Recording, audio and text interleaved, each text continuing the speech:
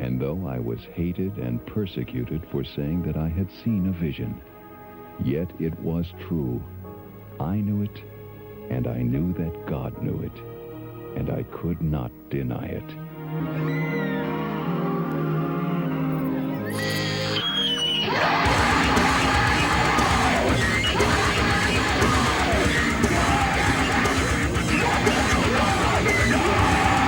Persecuted for saying that I had seen a vision, yet it was true. I knew it, and I knew that God knew it, and I could not deny it.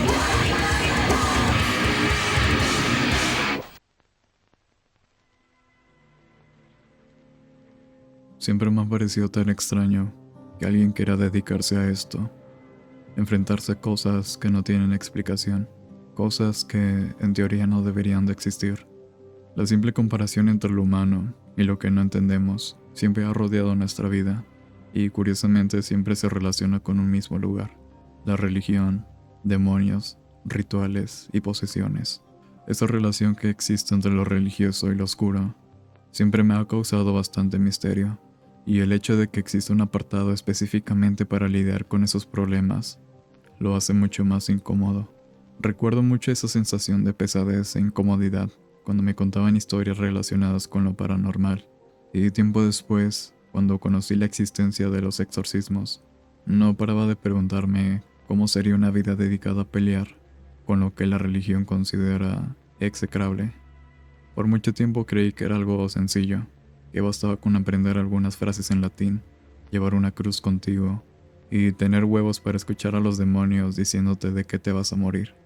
Se convirtió como en una alternativa para querer trabajar de ello, pero como era niño, no entendía lo que implicaba estar frente a algo que en la vida real te deja inmóvil, te hace llorar y que probablemente te dejará sin cordura, arruinando por completo tu vida. El exorcismo es una práctica religiosa para expulsar a un demonio. Se ha hecho desde la antigüedad en lugares como Mesopotamia y Egipto. Ha sido practicado desde creencias como el chamanismo, hasta por religiones como el cristianismo o el islam. En el catolicismo, se considera una acción extraordinaria del demonio al estar en una persona o en un lugar, y el exorcismo solo puede llevarse a cabo por un sacerdote. Por lo tanto, el primer paso es ordenarte como uno. Este proceso es el más largo y exigente. Suele tener una duración de 7 años, en algunos casos se extiende hasta 10. Durante casi una década se está dentro de un seminario en el cual se estudian diversas materias. Las principales son la filosofía, latín y teología, materia que consiste en el estudio de Dios, la divinidad y las creencias religiosas, textos sagrados, tradición y dogmas. Desde este momento, de manera ocasional se aplican exámenes psicológicos para determinar que no eres alguien inestable o tienes alguna obsesión enfermiza con los demonios o lo divino. Una vez termina el seminario, tú decides si quieres convertirte en un sacerdote a través de un proceso algo inquietante. Se llama In Persona Christi. Es una especie de transmutación donde tu cuerpo deja de ser tuyo y actúa como un recipiente.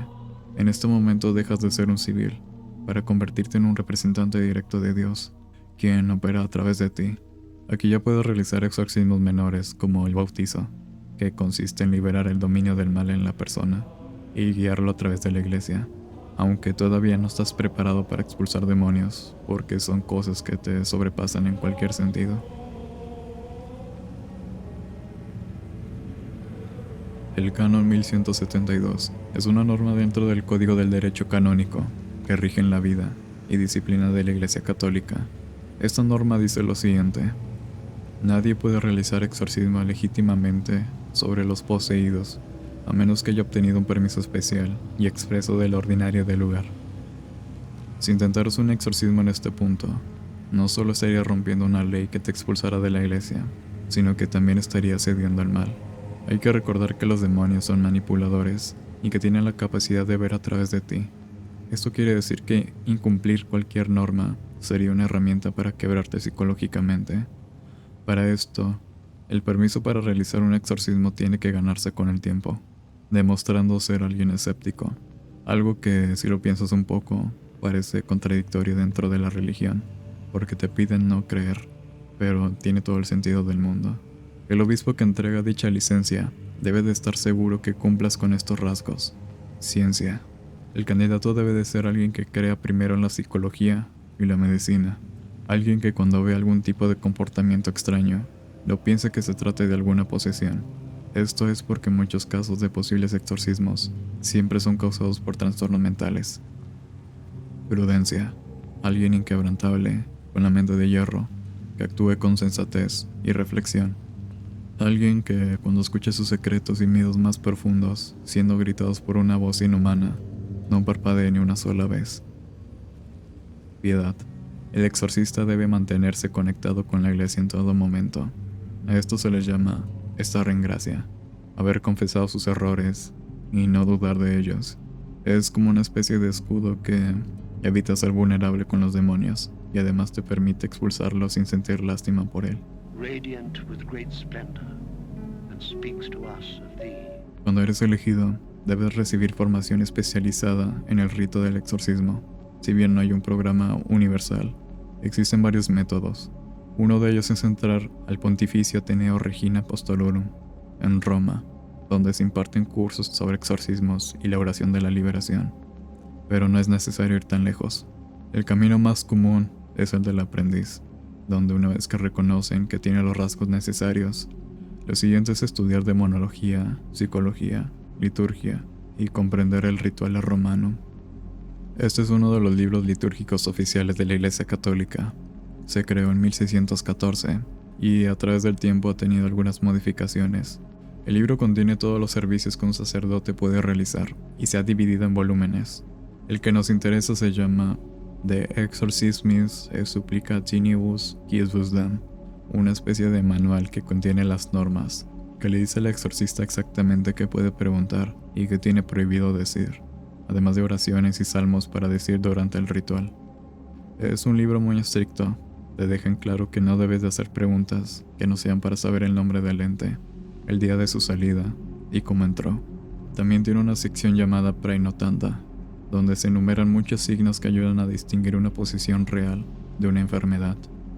¿Recuerdas que te dije que ha tenido varias modificaciones?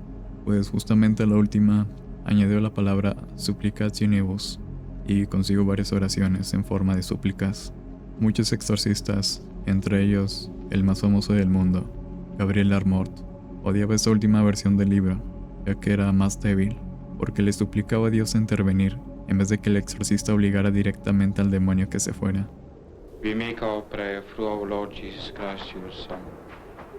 El último paso es aprender del ritual. Se usan las oraciones litúrgicas, la imposición de las manos, el uso de sacramentales como la cruz y el agua bendita, para mostrar el poder de Dios. Primero trabajas como auxiliar de algún exorcista veterano, ayudando a sujetar al poseído, limpiar y sobre todo rezar en silencio. Después puedes encargarte del exorcismo por cuenta propia. Es importante decirte que un exorcista solo actúa cuando la medicina y la psicología no tienen explicaciones para los signos que presenta un poseído, o la ciencia para una infestación. Usualmente van acompañados de especialistas para descartar alguna de estas opciones, y es el último recurso que se tiene para intentar salvar la vida de una persona. Si te preguntabas si se gana dinero, no se puede. Dentro de la iglesia el rito es estrictamente gratuito. Como sacerdote recibes un sueldo básico para tus necesidades, y enfrentarte al mal se considera parte de tus deberes. Sin embargo, el único costo que existe es el de tu salud mental. Es muy común que en casi todas las religiones existan seres que representen el mal. En el caso de la Iglesia Católica son los demonios. Pero exactamente ¿qué son? La Biblia dice que son ángeles que decidieron por voluntad propia rechazar a Dios, una decisión que nunca podrán cambiar, convirtiéndolos en ángeles caídos. No tienen una forma física, son seres espirituales que tienen inteligencia y voluntad, cuyo objetivo es alejar al ser humano de Dios. Me parece curioso porque, al ser algo que no tiene cuerpo, su existencia no está comprobada de forma científica ni empírica. Es algo que existe si crees en ello. Entonces, ¿a qué se enfrenta un exorcista? Lo normal es pensar que es un ente que lleva miles de años existiendo, pero teorías nos dicen que pueden ser otro tipo de cosas. Una de ellas nos dice que ese tal demonio no existe, y es solo la personificación de todas las emociones negativas que una persona estuvo reprimiendo por años. Otra que simplemente es algún tipo de trastorno mental y el exorcismo funciona como un placebo. En último término, es cuestión de sintonía. Al sentir odio o rencor, nuestro cuerpo empieza a vibrar a la misma sintonía que esas emociones, permitiendo la entrada solo de lo malo. Es algo que depende mucho de quién le preguntes. Siempre va a haber una respuesta diferente, pero hay algo que siempre nos va a dejar paralizados, seas creyente o no. Es el miedo que nos provoca presenciar algo que no entendemos, que está lleno de gritos, en un ambiente sumamente pesado. La idea de que una fuerza externa pueda controlar a alguien y deshabitarlo de su propio cuerpo para mostrarle uno de los peores destinos que existen, uno increíblemente oscuro y eterno. Este horror se alimenta de los signos, fenómenos como la capacidad de hablar, escribir o entender un idioma desconocido sin haberlo aprendido. Observar una fuerza que no es de este mundo. Escuchar los secretos, pecados o el futuro de las personas presentes. O ver cómo lo sagrado es una tortura violenta para alguien. Aún así, existen otros signos que rompen nuestra comprensión. El sacerdote Vincenzo Taraborelli contó que uno de los exorcismos que más recuerda fue el de una chica que durante el ritual empezó a vomitar alfileres, trozos de pelos, piedras y madera, objetos que nunca había consumido. Además hay otros casos donde se presentan olores putrefactos, arañazos, heridas, levitación y movimientos de objetos como el de Roland Doe, uno de los exorcismos más documentados. A finales de los años 40, una familia completamente normal comienza a experimentar una serie de sucesos inexplicables dentro de su casa. Se escuchan pasos, ruidos extraños, los muebles cambian de lugar y la casa comienza a llenarse de un olor a excremento. Curiosamente, esto empezó a suceder después de que Roland, a través de la Ouija, intentara comunicarse con su tía espiritista, que había fallecido hace pocos días. Los sacerdotes creen que esto pudo haber sido la razón por la que fue poseído, y cuando el demonio fue tomando fuerza de su cuerpo, la familia del niño no solo reportó que los objetos cercanos a él de repente levitaban, las luces se encendían y se apagaban, sino que un grupo de 48 compañeros atestiguaron sobre sucesos extraños mientras Roland se encontraba en la escuela. Por ejemplo, la ocasión en que su escritorio empezó a moverse hacia el pasillo, chocando contra un montón de cosas. Fue examinado por médicos y psiquiatras, pero nunca pudieron explicar todos los hechos extraños que estaban pasando, así que la última alternativa era un exorcismo. Antes de empezar con el ritual, fue examinado una última vez por un reverendo, que acordó observarlo durante la noche.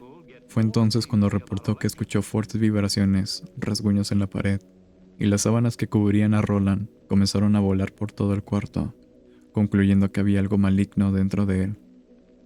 Cuando el primer exorcismo estaba en desarrollo, se tuvo que suspender, ya que el niño provocó una herida profunda en el sacerdote. En ese momento aparecieron ronchas e inscripciones hechas con sangre en el pecho de Roland, que decían St. Louis, que curiosamente fue el lugar donde su tía había fallecido. Así que lo llevaron a un hospital dentro de St. Louis, donde se le realizó 30 exorcismos durante varias semanas, en los que constantemente se escuchaban gritos guturales, más inscripciones aparecían en el cuerpo de Roland, y hubo varios heridos, hasta que finalmente todos fueron testigos de una especie de ruido muy intenso, como el disparo de una escopeta al terminar el ritual.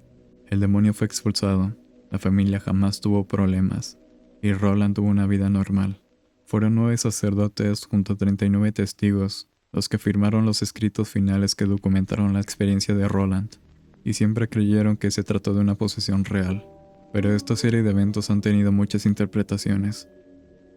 Un investigador se encargó de reunir los relatos de diferentes involucrados en el caso, y encontró muchas contradicciones entre las historias. Si bien lo que te conté del exorcismo es la historia oficial de lo sucedido, este investigador habló directamente con los sacerdotes encargados de los rituales. Uno de ellos le dijo que nunca escuchó que la voz de Roland haya cambiado, y que posiblemente las frases que gritaba en latín solo fue una imitación de lo que escuchaba de los sacerdotes. El investigador añadió que un amigo cercano de Roland le dijo que los sucesos sobrenaturales eran una exageración, y que las vibraciones que provocaba tenían una explicación lógica. Tiempo después, Joe Nickell, quien fue uno de los investigadores más escépticos sobre casos paranormales, escribió que no existía evidencia creíble de que había sido poseído, y que fácilmente pudo haber sido actuado, sugiriendo que Roland solo hizo lo que alguien de su edad haría, ser pendejo y hacer todo lo posible para no ir a la escuela. Esto pone en duda la historia supuestamente original, además da explicaciones sencillas a cosas que parecen imposibles. Pero, ¿qué pasa si ambas partes, la creyente y la escéptica, tienen razón? Durante décadas se han propuesto explicaciones psiquiátricas para explicar la experiencia de Roland, intentando diagnosticarle millones de síndromes y trastornos. Sin embargo, todo fue descartado por no tener suficientes explicaciones. Años después llegó la película de 1972, El Exorcista, que a pesar de solo haber sido una interpretación de la historia original, ¿cómo explicas todos los sucesos extraños que ocurrieron durante y después del rodaje? No puedes decirme de que solo fue un cúmulo de casualidades.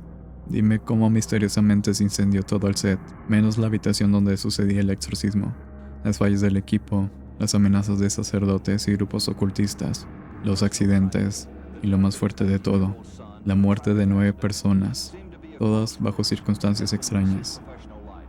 Obviamente siempre habrá escépticos intentando darle una respuesta a todo lo ocurrido, pero creo que a veces es razonable entender que hay cosas que simplemente nos sobrepasan.